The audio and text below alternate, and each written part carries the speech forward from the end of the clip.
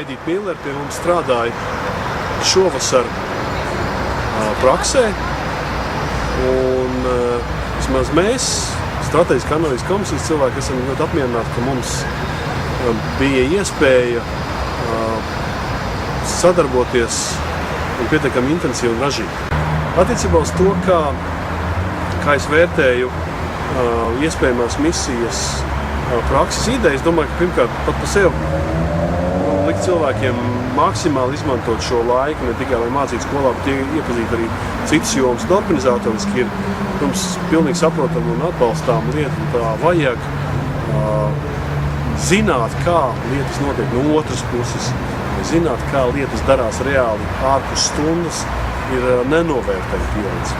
Un savukārt jauniem cilvēkiem tas ir visai būtiski no vienas puses sevi izmēģināt. Šī ir tāda unikāla, laba iespēja, ka bez liekiem zaudējumiem var paprovēt sevi kādā jomā. Ja?